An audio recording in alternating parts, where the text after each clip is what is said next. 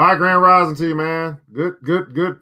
Oh, it's a fantastic Friday, guys. Thanks so much for being here. I am ready to rock and roll, man. I'm so ready, so crunk, so ready to go get up, get out, and go get something. It ain't even funny, man. It is Friday. It's the 15th. People got paid. They ready to spend their money, and I know they can't wait to spend their money with me. Man, y'all know what I'm talking about. It's time to get this thing on the road, man. We're going to have a wonderful show for you guys today. New Black Wall Street Book Club. We're going to get it in. We're going to first start with our motivation. Then we're going to get into the thing we got picked back up on. That is Black Fortunes, the story of the first 6 African Americans to escape slavery and become millionaires. And as I continue to tell you guys, I study billionaires. That's what it is, man. So I just follow them. Matter of fact, I looked at my Instagram this morning. I seen a little pop-up from one of the billionaires, the Black billionaires that I follow, and I just shared that thing because I'm following billionaires. And so I can't help but to get rich because I understand that God has a plan for me to prosper, and prosper is what I do each and every day. Everywhere I lay my feet down, it turns to gold. You got to understand, you walk into a whole nother space where you understand who you serve. And I don't serve money. No, money is not my master. God is my master. And I asked God for wisdom. He said, man, because you asked for wisdom, here's double for your trouble. I give you wealth as well. Man, this is the New Black Wall Street Book Club. We're going to get right into this thing because we only got an hour of power to get this thing in. Y'all know what time it is. Mr. DJ, hit the music. New Black Wall Street Book Club. Evan Jefferson, brother, much love. Educating, elevating, because in knowledge is the power and we'll never give it up. Literature that's for the masses. Where to put your money down, now how to watch your assets. Yeah, uplifting others is a passion. My brother Evan, he will turn it into action. New Black Wall Street Book Club. You should come read with us. Yeah, we comprehend and discuss. If we all just come together, there's no limit for us. Here comes your host, New Black Wall Street. Evan, take it away. New Black Wall Street. New Black Wall Street Book Club. Man, if we all just come together, there is no limit for us. If we all just come together, there is no limit for us. Thanks so much for joining us here today on the New Black Wall Street Book Club, where Black folk do read. You put in a book, we absolutely will find it. I'm your host, ERGJ, your certified financial educator, CEO of ERGJ Enterprises, ERGJ Black Bazaar, and international best-selling author of the book, The Black Billionaires Club. That book there is a study of Black wealth. That book there is a study of the 12 richest Black people in the world today and how they built their wealth. And I just truly believe that if you want to be wealthy, that's a big if, by the way, because Black wealth is a Black choice. Most people simply have not chosen to get rich. They have not planned to do it. But if you want to be wealthy, I recommend that you start by studying wealthy people.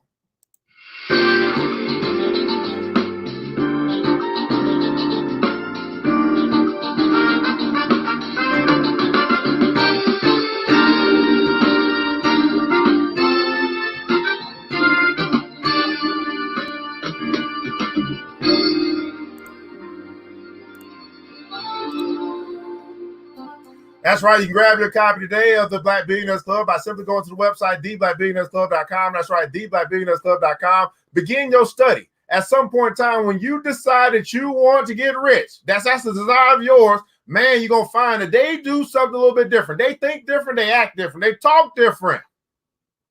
Right? They do something different. And so it's up to you and I to decide to learn what we don't know so we can have what we don't have, if that's a desire of yours. Man, the comments below, I'd like you to go ahead and let us know where you're connecting from, what city, what state, what country, quite possibly. We broadcast across the World Wide Web, across YouTube, Facebook, and also Instagram this morning. Want to know just how far our reach is. We understand that you could be anywhere tuning in today. You just woke up on the right side of the bed and God said, turn to this morning. Hit that like button, that share button if you care. If you are your brother's sister or your brother's keeper, if you are your sister's keeper and there's something free for you to do, would you not do it? Would you not say, you know what? I have found something that might help you because I'm tired of you bugging me. Well, here you go. If you want to do something, just tune into this morning. And maybe it'll change your mind. Maybe it'll change your landscape. Maybe it'll change your trajectory.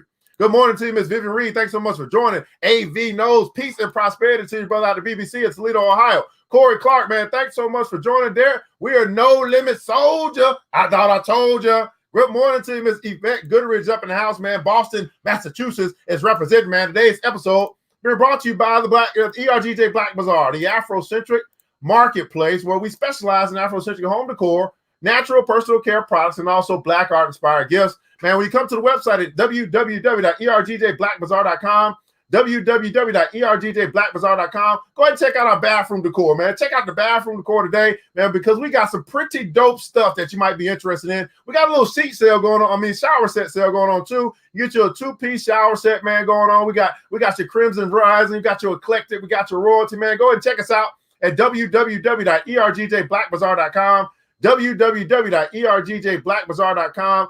Pick you up something for the house today. I want you guys to remember this, that once you shop black, you never go back. That's right. Once you shop black, you never go back. Well, guys, we're going to get right into this thing this morning. It's time for our daily motivation for African-American success. That's right. Coming out of a book written by Mr. Dennis P. Kimbro, Daily Motivations for African-American Success by Mr. Dennis P. Kimbro.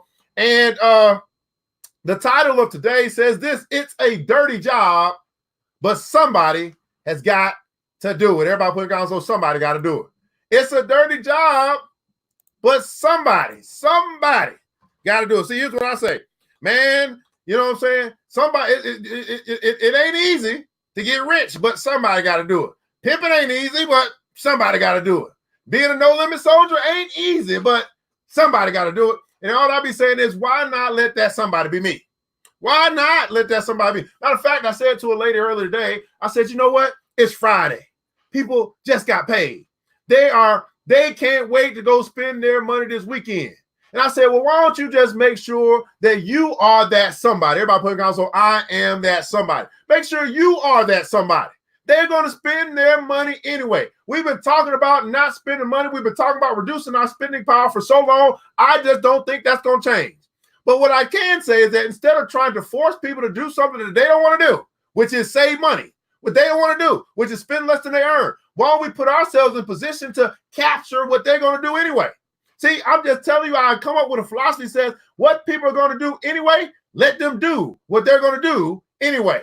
And just make sure I put myself in position to capitalize of what they're going to do anyway. No matter how silly it might be, no matter how crazy it may sound.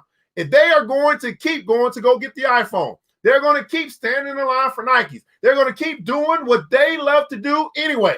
And so what I've said to myself is, the easiest way to get rich? The easiest way to get rich is simply give people what they want. And you can tell what they want because they keep doing it anyway. I am that somebody. I am that somebody. Woo! Somebody's got to do it.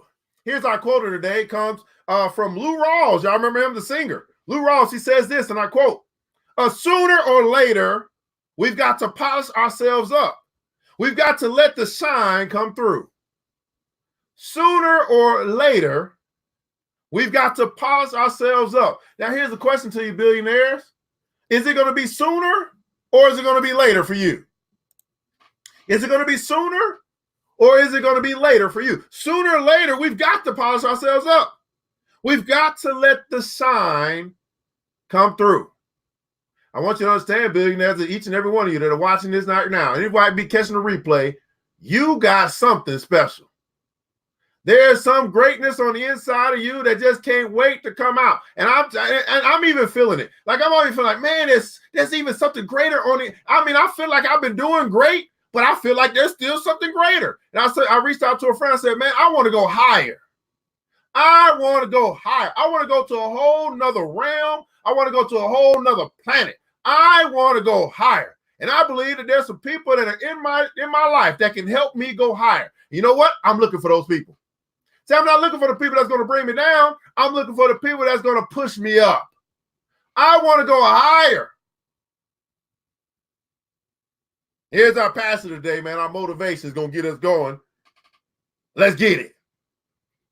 It seems to me that we don't have to add anything to our lives. Instead, we need to take things away. We need to take away the junk. Imagine driving a car with a filthy windshield. The sun is beaming and you can't see a thing ahead of you. The particles of dirt obscure the sun's rays, causing you a real problem. All you have to do, though, is take the dirt off the windows by washing them. The glass is already clear, but the dirt has to be removed. The same is true of a diamond. All the brilliance, all the radiance, and the beauty of the diamond are released through the facet cut into the stone. Each facet expresses the total vibrancy and beauty of the diamond.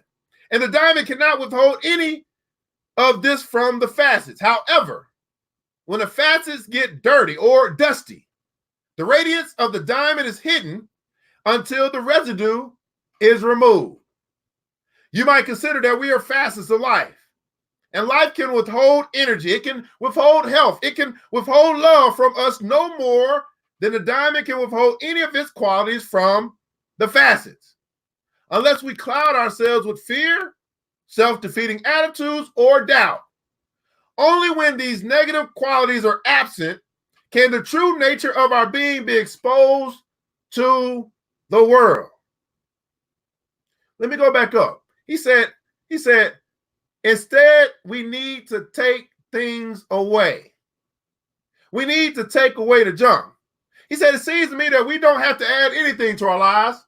All we need to do is take some things away. In the comments below, I want you to think about one thing as we're moving to the end of the year. We're moving to the end of the decade. Don't think about what you might want to add at this point. Think about some of the stuff that you need to take away. Think about some of the junk you need to remove out of your life.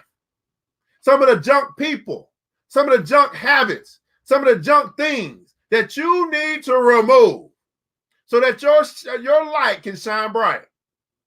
What's that one thing that you realize you can't take with you into the next decade? It can't come. It's got to be left in 2019. That's the last time we want to see it. See, some of us, we're always trying to find or look for the next thing, the next big thing. And I was talking to a sister earlier today.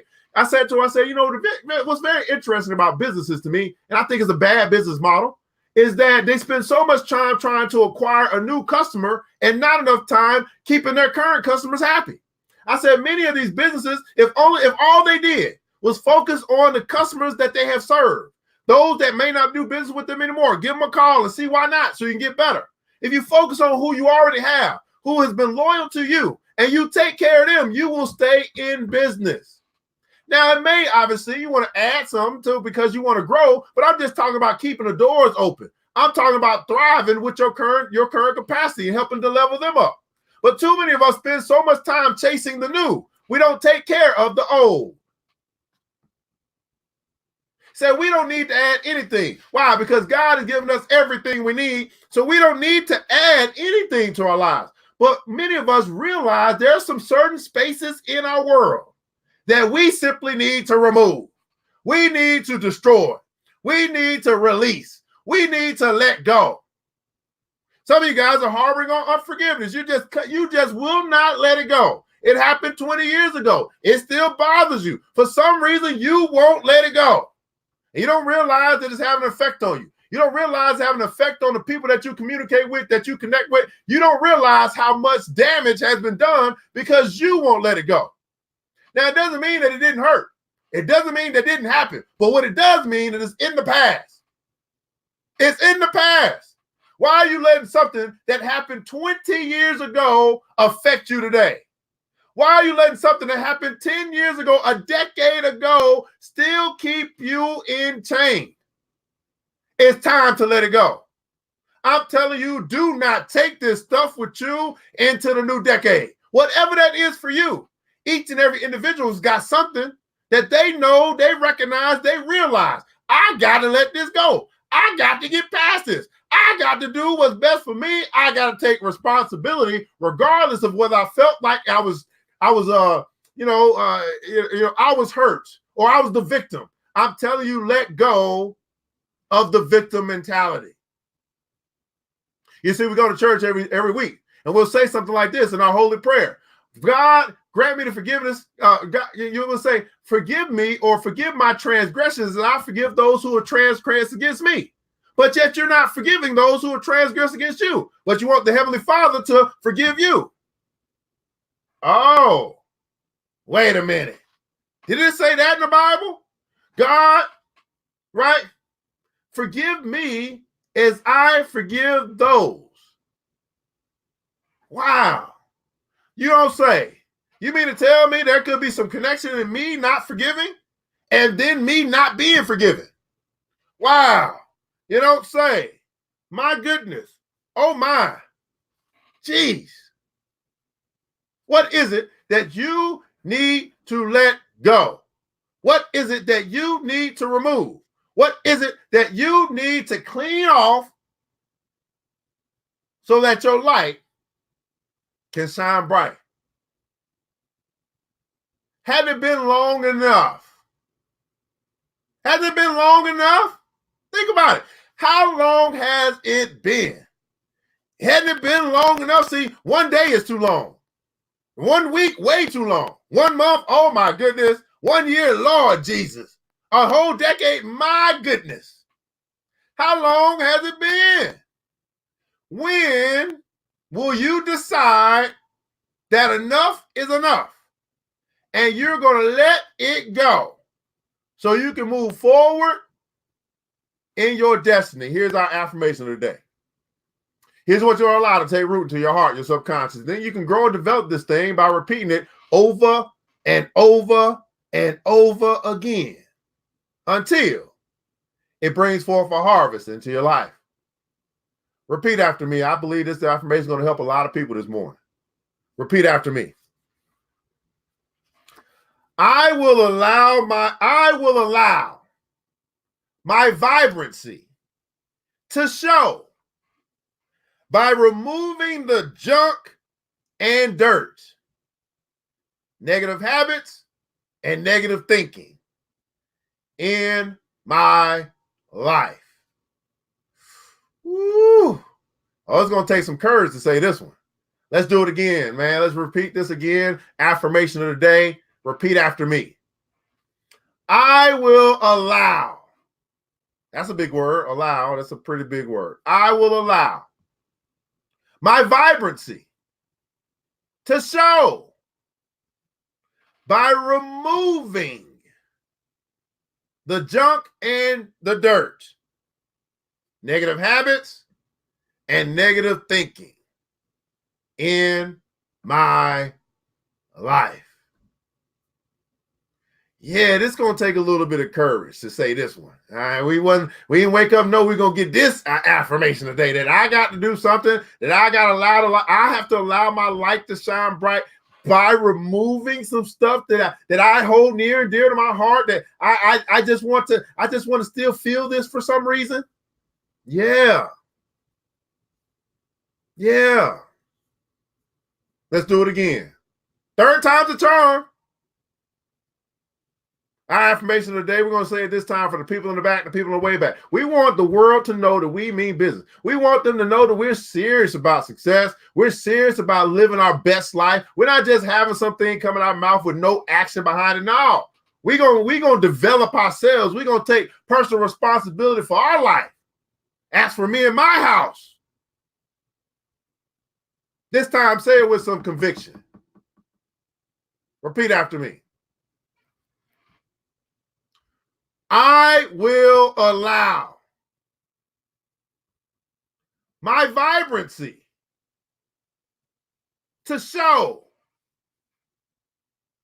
by removing the junk and the dirt, negative habits, and negative thinking in my life. It's a dirty job, people, but somebody's got to do it. Daily Motivations for African American Success by Mr. Dennis P. Kimbro. Daily Motivations for African American Success by Mr. Dennis P. Kimbro. Are you that somebody? Are you that somebody who will do the dirty work in your life? Well, my beautiful people, we got to get right into this thing because we have been delayed. It's been about a week and a half, maybe two. Here's the thing. I figured out when I could do it. All right. So Black Fortunes, we're getting right back into our book club. We're reading the book Black Fortunes, the story of the first 6 African Americans to escape slavery and become millionaires. And so what I'm going to do is I this Friday is going to be a good day. Friday is going to be the day that I pick this thing back up. We go through the next chapter. I might do 2 days a week, something like that. I'm not quite sure. But we're going to kick this thing off because we got to finish this book. Okay, we don't start something and then don't finish it. No, we started. We going to finish it. Let's keep going today. Black Fortunes. The story of the first 6 African Americans to escape slavery and become millionaires. Now, I believe that this book is so profound because even today, in 2019, there are still African Americans in slavery. There's still. Now, it may not be physical slavery, but we definitely know a lot of African Americans who are in financial slavery. They're in debt, financial slavery. We also know that there are some African Americans who are in emotional slavery. They're not in control of their emotions. Their emotions are in control of them. They are slaves to their emotions. We know that there are some African Americans who are slaves to psychological, right? They're psychological slaves. They're captured. They are enslaved by their thoughts. They're not in control of their thoughts. Their thoughts are in control of them. Their thoughts are their master. And so we're really talking about self-control. Everybody put that in the comments. So self-control in 2019. The control of self, the conquering of self is the biggest hurdle. It's the biggest challenge. It's not racism. It's not the government. It's not Trump. It's not white supremacy. The biggest thing for you and I to conquer is self. You fight the wrong battles. The biggest thing for you and I to conquer is self. Would anybody like to debate me on this, by the way? I would really like for somebody to say, no, I ain't got to conquer self, but I can try to conquer everything else. And you realize, wait a second, if I don't conquer me first, I can't really conquer nothing else. You're fighting the wrong battles. You're putting all your energy into things that you can't control and no energy into that which you can control, which is yourself, which is your attitude, which is your character, which is your development, your discipline. You're putting all your energy in the stuff you can't control. God, grant me the serenity to accept the things I cannot change, courage to change the things I can, self, and wisdom to know the difference. See, beautiful people, we simply have not asked for wisdom to know the difference between that which I can control and that which I can't control. And because we haven't asked for wisdom, because we don't operate and apply the knowledge that we know, we keep fighting the wrong battles.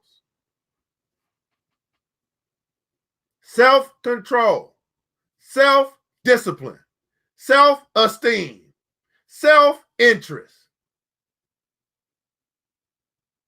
Black Fortunes. The story of the first 6 African Americans to escape slavery and become millionaires. Chapter 9, Saint or Sinner. Now, I don't know where this thing gonna go, but let's get it. So we're back in 1885.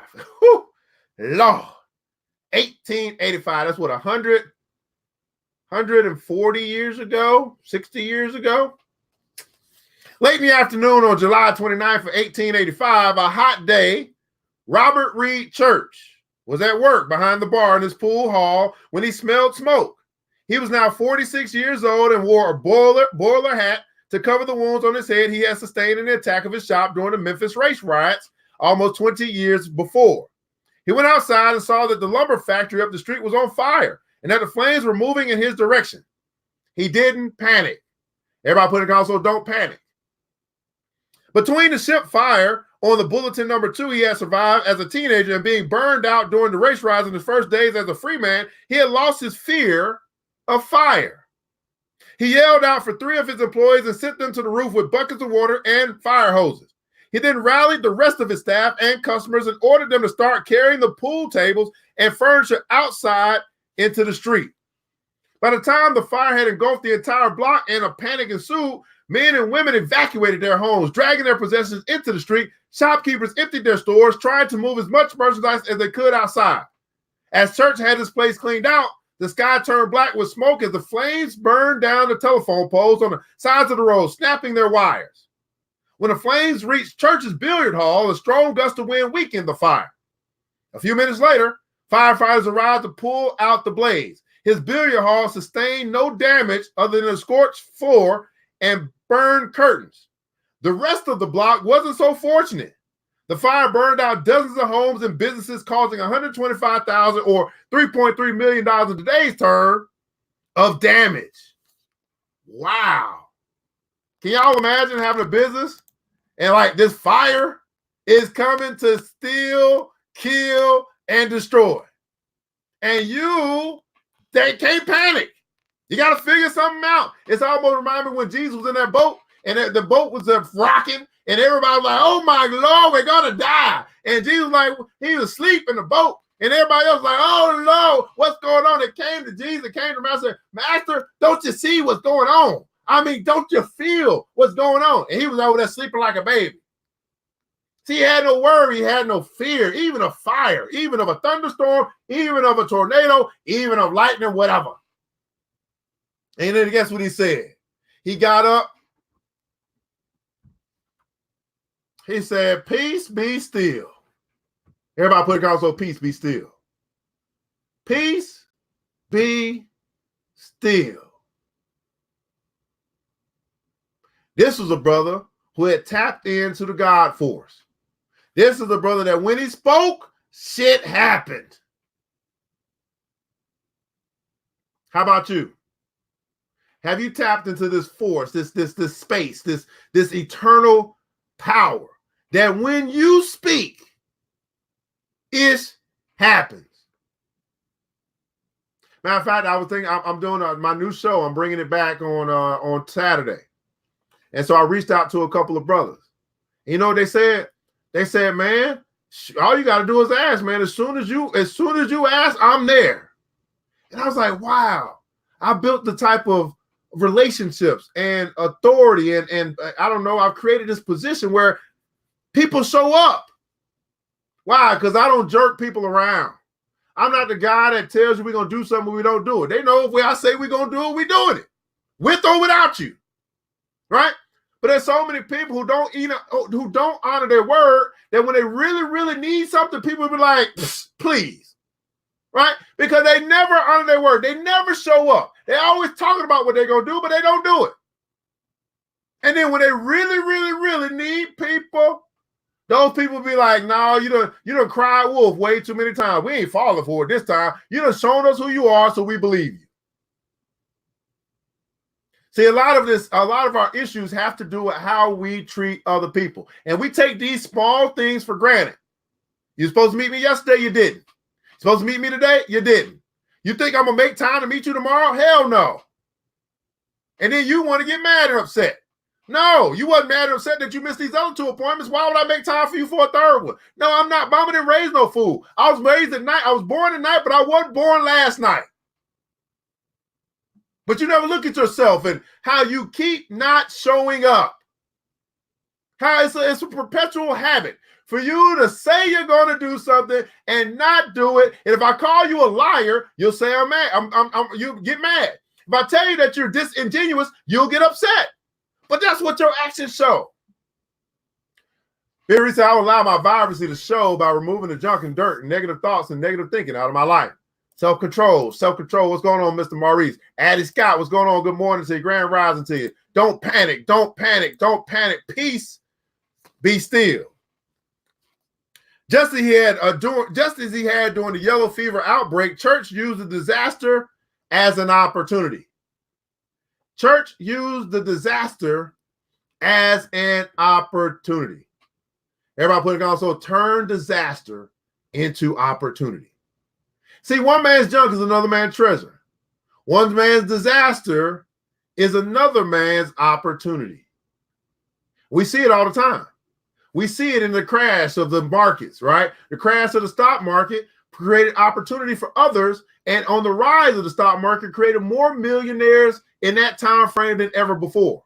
We see it in real estate. The crash of the market is a disaster to too many people who got in high. It's an opportunity for people who want to get in low. And guess what? Those people get in low, they become millionaires on the rise. So we see this all the time, that a disaster to some can be an opportunity for others. Wow. He swooped in about dozens of burned out homes. Adding to his existing real estate holdings, he owned nearly half of downtown Memphis after the fire. He fixed the fire damage, renovated the properties, and rented them out. He spared no expense with his remodeling. He reappointed the wood frame homes and rooming houses with turrets and cupolas and let them to African Americans at affordable rents. In doing so, he offered them an alternative to the slum-like conditions and high rents demanded by white landlords in the area. Church was a charitable landlord, often letting black tenants who fell on hard times go months without paying rents. Do you guys hear Mr. Robert Reed Church? We're going to keep reading, but we're going to put some respect on your name right now. Mr. Robert Reed Church. Everybody put that in comments below. Robert Reed Church. Mr. Robert Reed Church here today on the New Black Wall Street Book Club. As we're reading the Black Fortunes, the story of the first 6 African Americans who escaped slavery and became millionaires. We put some respect on your name. And if you could do this back in 1885, surely we can do it in 2019. If you could do this, see opportunity within disaster, go up and buy the whole damn block and then help your brothers and your sisters out. If you could do that back in 1885, surely we can do that in 2019. It's much easier now. We got more access. You paid the dues, and all we got to do is follow in your footsteps. He was less public spirited with his commercial holdings, having control of a plurality of the commercial real estate in Memphis. He could set his own prices. He charged exorbitant rents in his commercial buildings and let them out to whoever could pay them. Many of his new tenants were gambling houses, saloons, concert halls, and brothels. The Black enclave on Beale Street was transformed into a red light district. Some would denigrate Robert for bringing bordellas to call him a pimp. Whenever such accusations were brought to him, he replied, "Whatever my tenants do in their property is their business." His billiard hall sat in the middle of a growing vice district. Church capitalized on the new traffic his tenants brought with their dives and strip shows and brothels. The pool hall began to function as a casino, pawn shop, and moneylender. Inside, high-stakes card, dice, and billiard games took place in the parlor. From behind the bar, Church made high-interest loans and brought clothing, diamonds, and other jewelry for pennies on the dollar, handling backwards of back wads of cash neatly rolled and bound to those he made transactions with. Church had between $50,000 and $100,000 in cash and income of $50,000 a year from rents and his pool hall, with a net worth of nearly $300,000 in those times, which would now be worth about $8 million in today's time. And growing rapidly, he was one of the richest Black men in the United States. And as he was expanding his empire, his marriage to Lou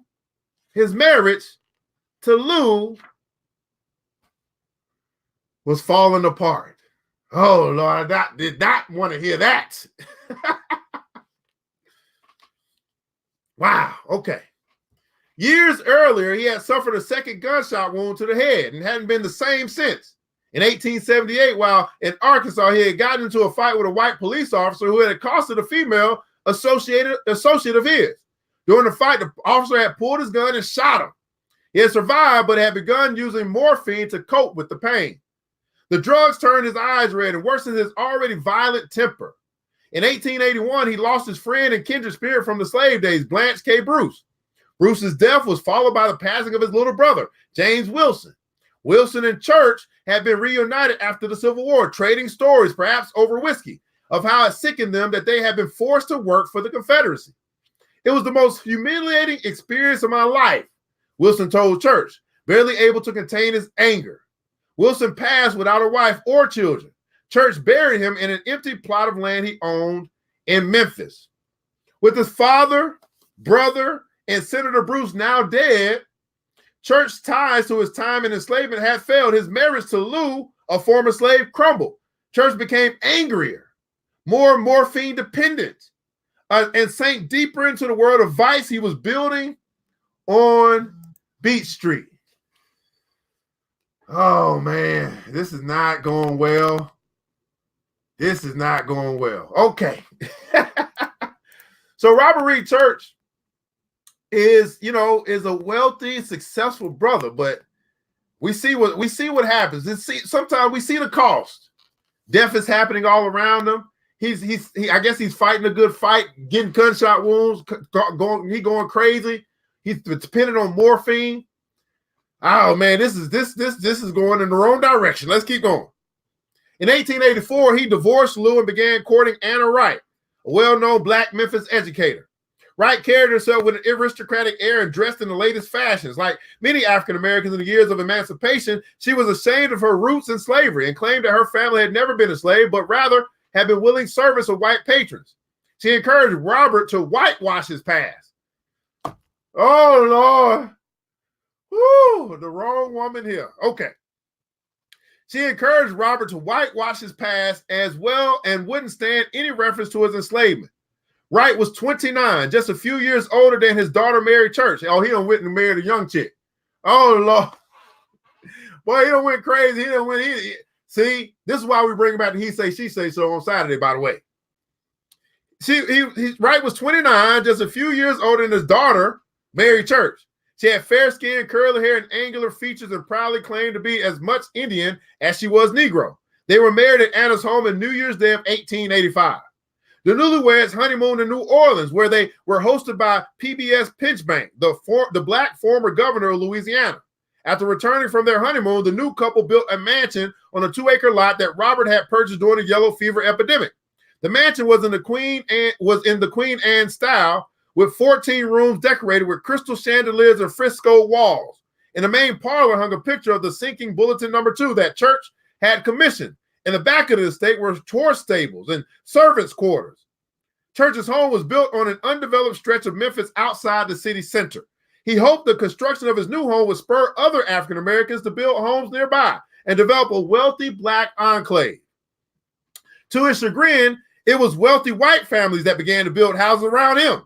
Nonetheless, the Church mansion, the home of the richest Black man in the South, became a meeting place for America's Black elite. Pinchbank and other Black dignitaries stayed at the Church residence whenever they passed through Memphis. The grandeur of Church's house and the prominence of his visitors aroused the curiosity of his white neighbors. They would often think of some excuse to try to see the interior of the house. They would ring the doorbell and tell Miss Church they had just come to see the new home. She dealt with such requests by refusing to show the white neighbors the house herself, instead dispatching the servant to the door and leaving the room. In the house, Miss Church wore long silk blue gowns, which trailed behind her as she whisked out of the room. Hey, can somebody do a little research and see if this mansion is still around? Because I definitely would love to take a BBC trip to go to Memphis, Tennessee, and go check out Beale Street, and also go check out the old Church mansion. It might be a little historical thing that we could do at this point in time. Oh, that would be lovely. How many BBC members will be down for that? Oh, Lord, yes. Now, Vivian, you're talking about no morphine dependency. Now, you probably could talk to us about this, not that you're on morphine, but y'all know that you are all about health and the alternative way of living. So I definitely, if you could do, I know you do your podcast on healthy living.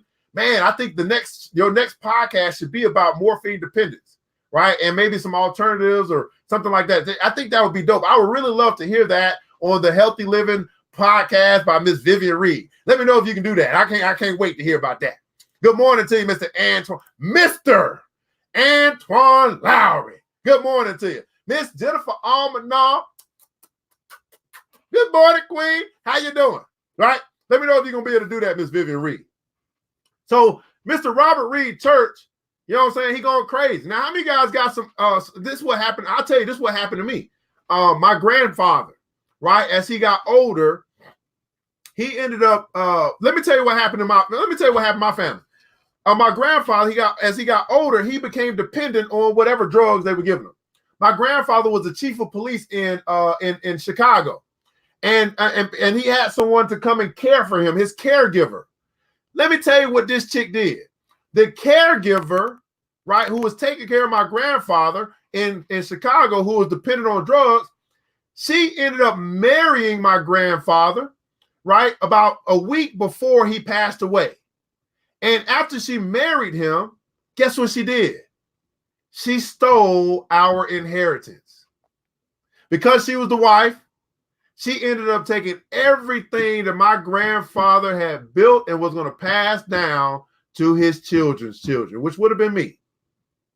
I'm just now thinking about this as I'm talking to y'all about how I remember she came in, she kind of whooped in there, and then she married him. And then a week later, he had passed away. Now, I don't know whether she killed him, whether she took the damn drugs away or whatever. He passed away. But then I saw there was a big fight between my mother and this lady who had kind of just came in and married him a week before. And that annulled, listen to this, that annulled the will. He had left the will, but it was null and void because of the marriage to the woman. And the woman came, she was his caregiver, ended up marrying him. Clearly, he wasn't in no position to say that I'm going to marry somebody. He on drugs. And she stole the Jefferson legacy. She stole the Jefferson inheritance. So some of the things that you might hear, I did not realize this is what's in me. This is what drives me so much, to make sure that I lead, that I build, right? I build wealth, right? I protect that wealth because they come in to steal, kill, and destroy it, and I transfer that wealth to my children's children. Now, I don't know, has anybody else got a story like that? Like, it's just not coming to me because I'm seeing this brother here on morphine that got rid of his wife to go marry the young chick, and the young chick is stuck on stupid. She probably fine as wine, though, but she's stuck on stupid. Okay? This is what happens. This is some of the stuff that happens in our community. All right. Here, I've been on morphine before, and I can't wait to see that. AV knows this is the same movie Bill Street based on. Yes. It's the same. I think it's the same movie. I think there were two movies on Bill Street from what I understand. I think Jennifer will be able to tell us a little bit more about that.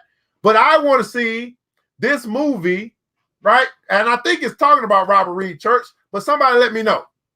Okay? And we're going to see this movie. Matter of fact, is there a way that we're going to be able to get in the club, the group, and like do a live stream and watch the movie together, no matter where we are? You know, I'll be trying to think about all that stuff. I know we all over the place. We in Georgia, we in Ohio, we in South Carolina, we in New York. I get it, right? Is there a way that we can have a little kumbaya moment watching the movie together? Hey, so let's try to figure that out. Let's have a movie watch or something like that. I don't know. So yeah, somebody let me know. Is this the Bill Street, the movie that's based off Bill Street? Is it in Memphis? And is it talking about Robert Reed Church? I believe Jennifer probably has the answer because she was talking to me about that at one point in time. Let's keep going. Woo! Robert was much more convivial host than his wife. When he had company, he took to the kitchen to make his specialty boiled pampana, a fish from the Louisiana Gulf he had eaten often on the river as a boy. He loved to cook for guests. Inside the house, which his wife had carefully outfitted with fine furniture, rugs, hung bunches of bananas from chandeliers, banisters, and cabinets, so one was always within his reach if he and his guests got hungry. In the backyard, he kept crates of live turkeys and chickens whose crowing could be heard from the house. He ordered flour, oil, nuts, and fruits in bulk. As Robert Reed Church gambles in real estate and politics had borne fruit, making him the richest and most powerful man in Tennessee, a young Memphis-based journalist named Ida B. Wells published a thinly veiled critique of him in the New York Freedman in December of 1885. Yeah, a watch party, Mrs. A.V., a watch party. She wondered if the richest black man in the South had sold his soul for riches. All of us cannot be millionaires, she wrote. What material benefit is a leader if he does not, to some extent, devote his time, talent, and wealth to the alleviation of the poverty and misery and elevation of his own people? Church went from slave to gun-toting black maverick to wealthy and connected real estate magnate. The question was now that he finally had power, would he use it for the betterment of his people? Wells was determined to push him in the right direction. Church knew of Ida B. Wells. She attended a local Baptist church and socialized in the same circles as his daughter Mary. She had begun collecting her press clippings after she had sued to desegregate the ladies' car on the Chesapeake and Ohio Railways train in Tennessee and become a minor hero among local blacks. He read her article, which criticized black leaders, and put a blue X next to it with a pen. As was his habit with articles, he found interesting. Oh, Lord, it's about to get pretty juicy, it seems like. So Robert Reed Church, he done went from slave to millionaire. And now this young buck, this maverick in her own right, Miss Ida B. Wells. Make sure you put that down. Miss Ida B. Wells. We're going to put some respect on Ida B. Wells now. Because now you got the youth who are coming in to challenge the old. And that's how it should be. That's right. That's how it should be. The youth who are full with curiosity, who are filled with intuition, who are filled with ideas. They are supposed to come in the village at a certain time of age of maturation and challenge the elders. What are your motives? What are you doing to make a difference? Yeah, you got money, but is that all? Is money all you got? I mean, because if money is all you got, you ain't got much.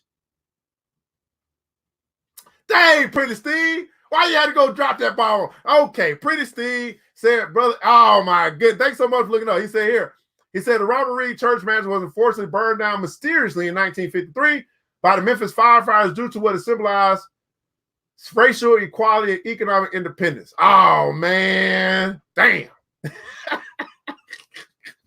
We can't win for losing, bro. Okay. All right. That's cool. Well, we can still go to Bill Street. Is Bill Street still around, or did they change the name of that too? Is it now Tyler Perry Street? Who knows?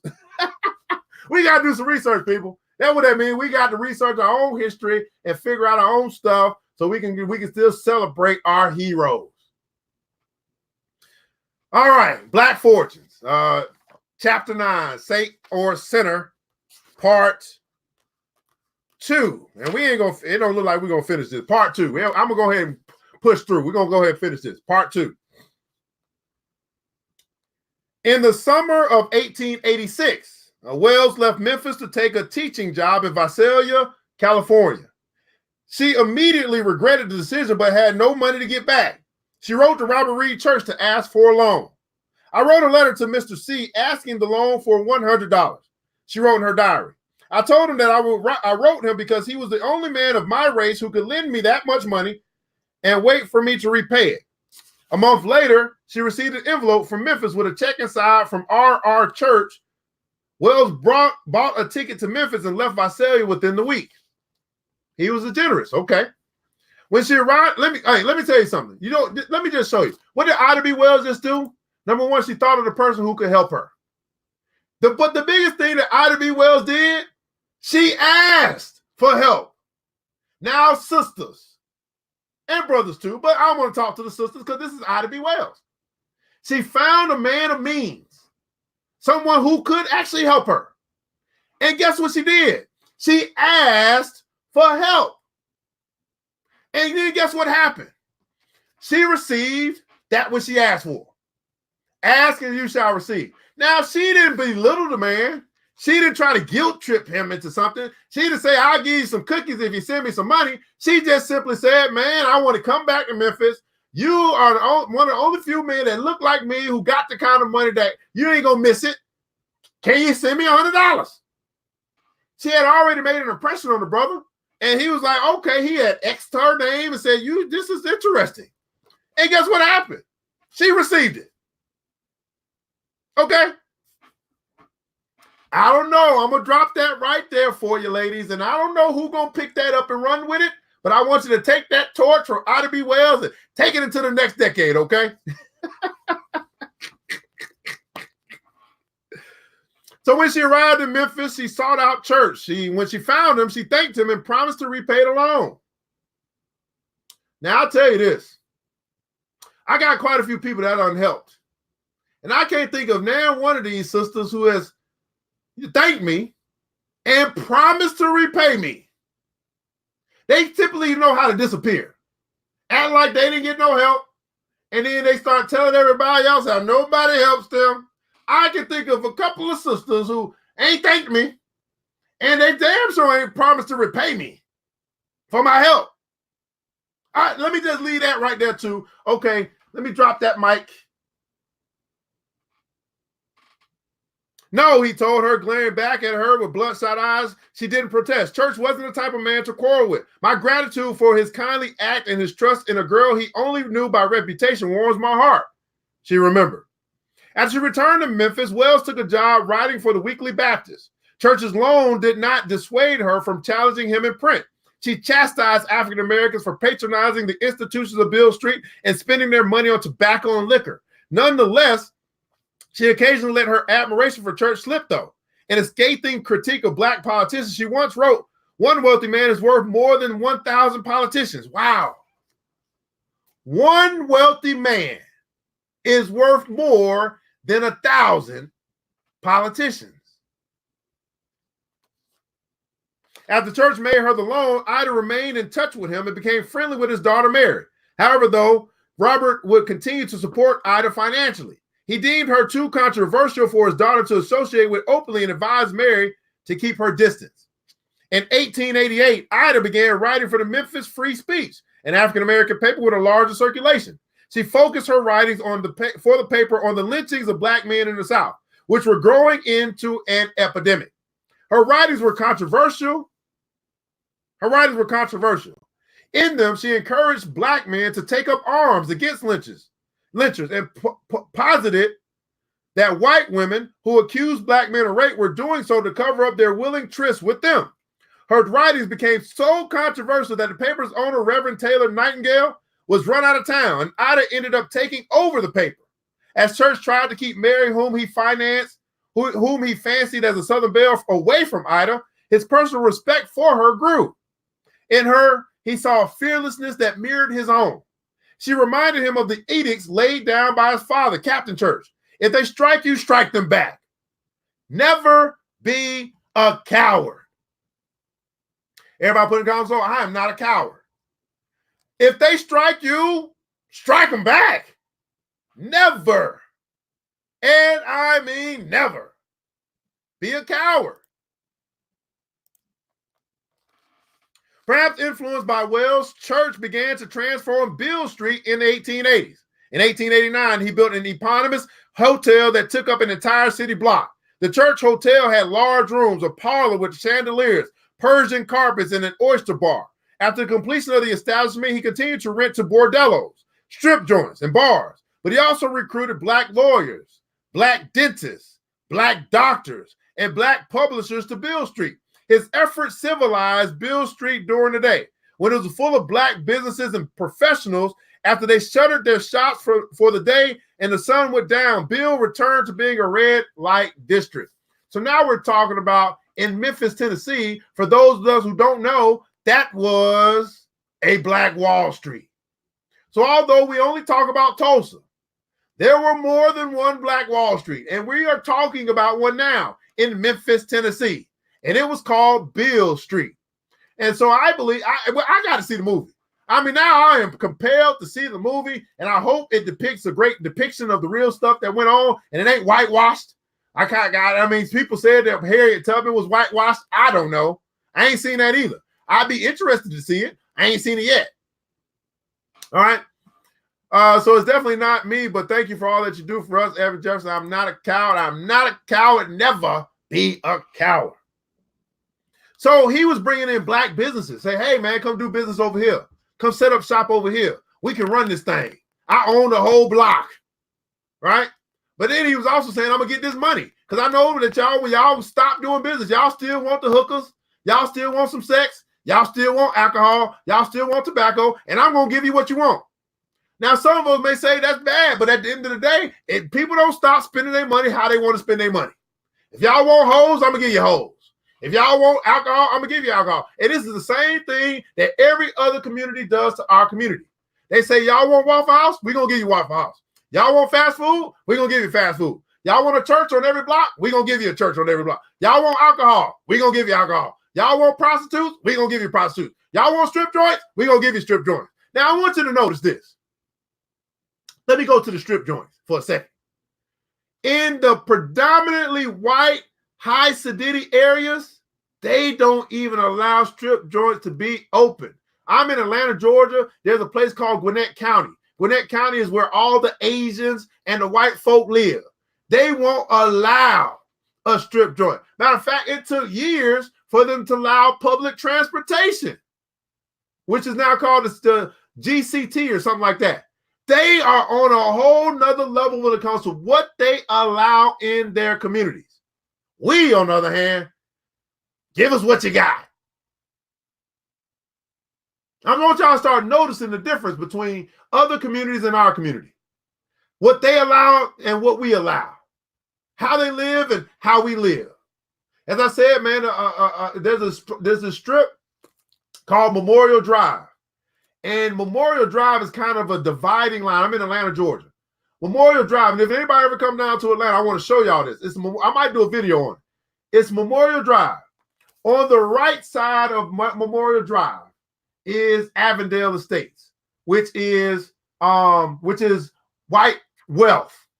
On the left side of Memorial Drive is the ghetto. It's black poverty. And it's literally a line. So on this side of the street, when you look at the businesses, they're all run down. They're all old. They're all bad hotels. You know what I'm saying? Budget Inn, shit like that. You ain't never go. But on this side, I'm telling you, it's one street. On this side, brand new Walmart. On this side, brand new Aldi. On this side, brand new Burger King.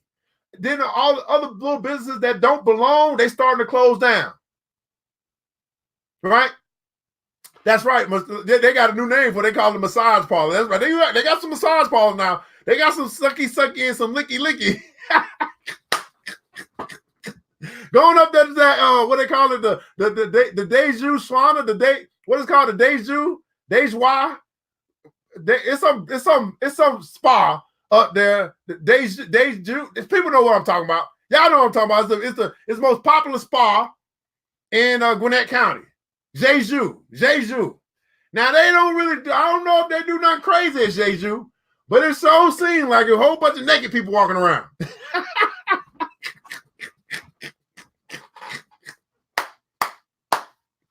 Woo!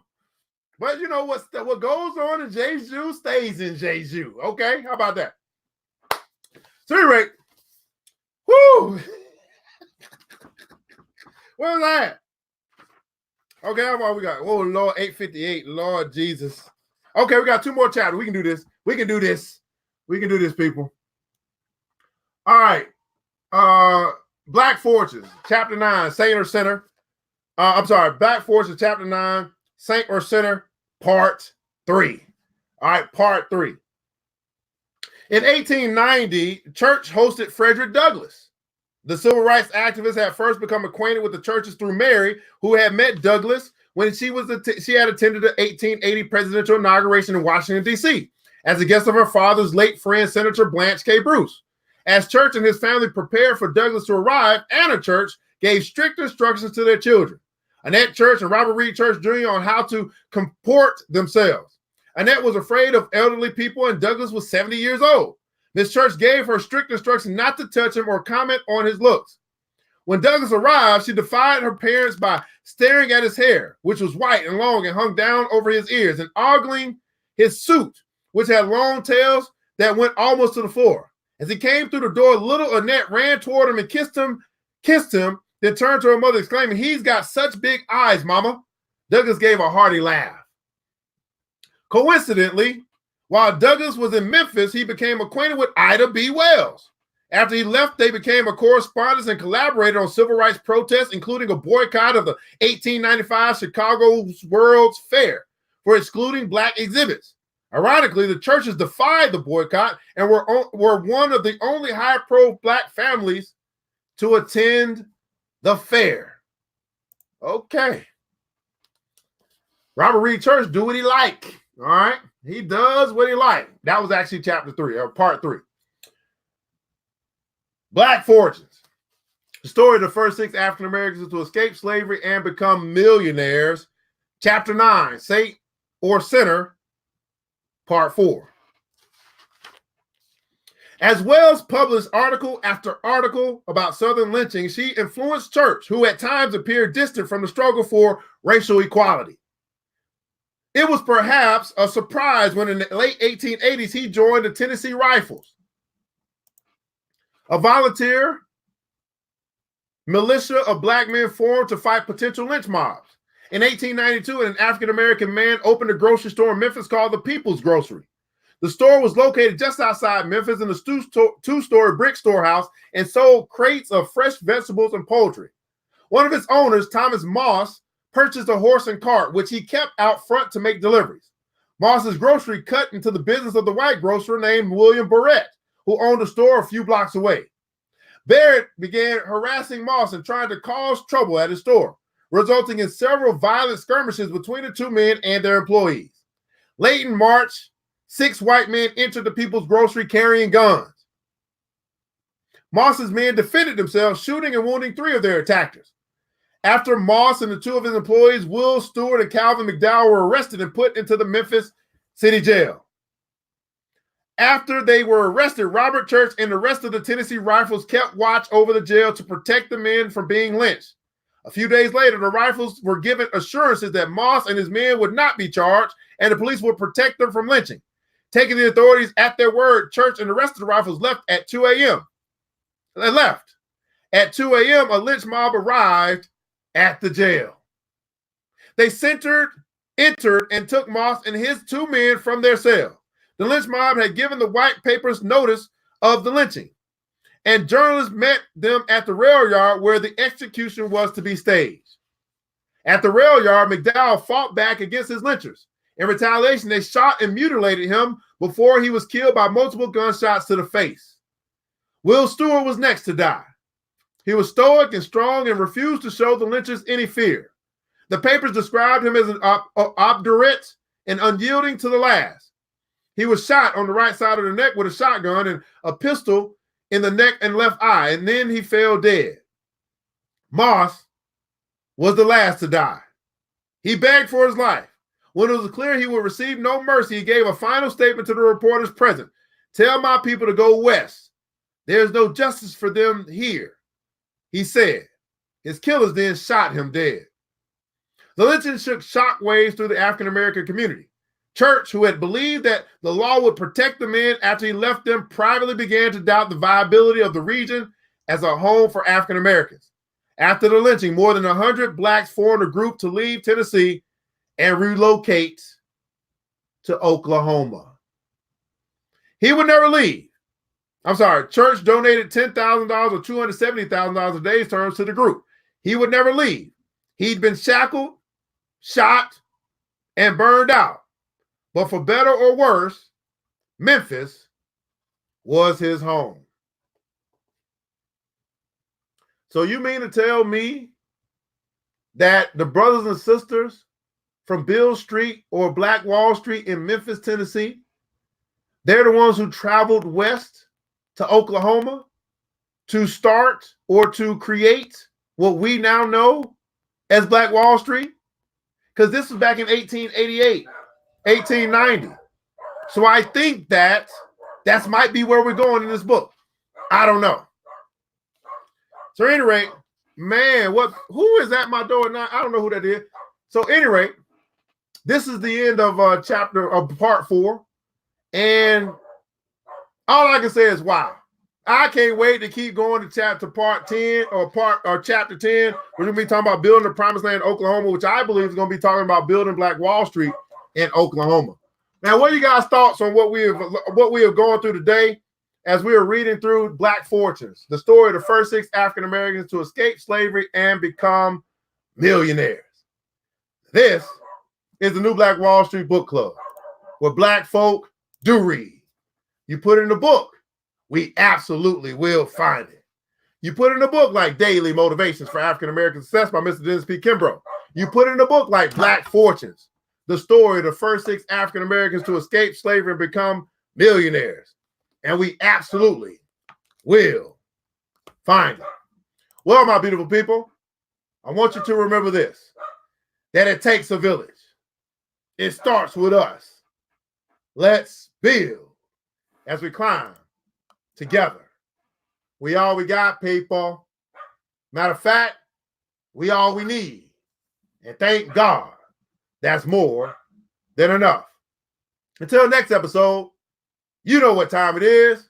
Mr. DJ, hit the music. It's the New Black Wall Street Book Club.